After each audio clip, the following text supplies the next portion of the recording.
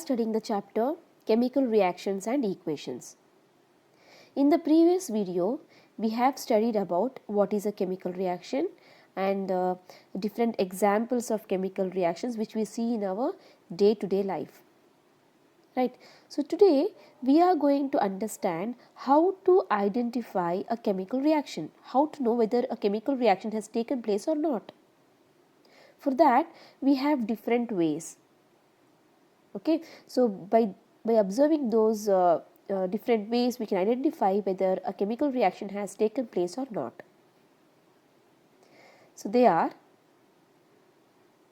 change in state, change in color, change in temperature, and evaluation of gas. So by observing these, we can identify whether a chemical reaction has taken place or not. Let us understand each observation in detail. First one is change in state.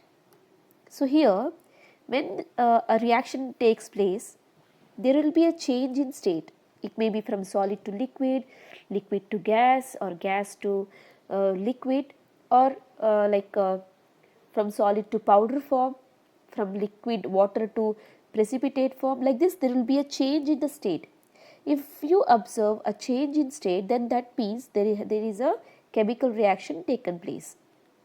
Okay. For example, when magnesium ribbon is heated in presence of oxygen, white powder of magnesium oxide is formed.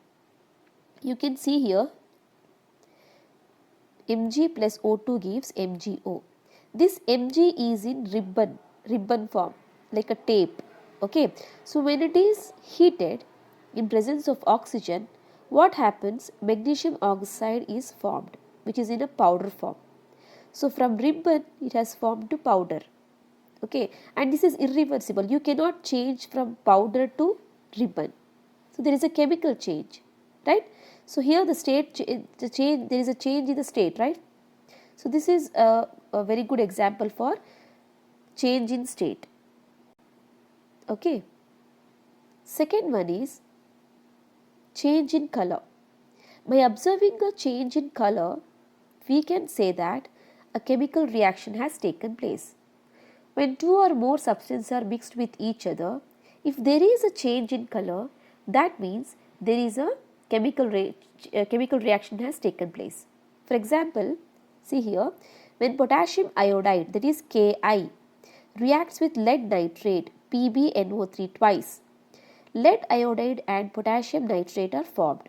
Lead iodide and potassium nitrate are formed. Okay, so these two, potassium iodide and lead nitrate, are colorless in nature.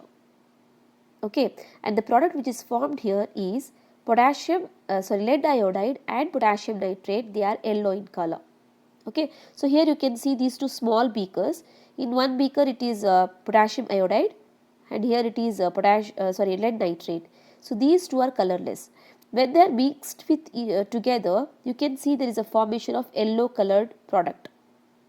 Okay, so here you can see the change in color. That means a reaction has taken place. Next one, change in temperature. So this is also one of the way of recognizing a chemical reaction. When two or more substances are mixed with each other, if there is a change in temperature means it may be liberation of heat or it may be absorption of heat. Okay, so that shows that a chemical reaction has taken place. For example, when calcium oxide is mixed with water, calcium hydroxide is formed. Along with lots of heat is liberated. Okay, so CaO, there is calcium oxide, when mixed with H2O, calcium hydroxide is formed along with heat. By just touching the solution, you can feel the heat.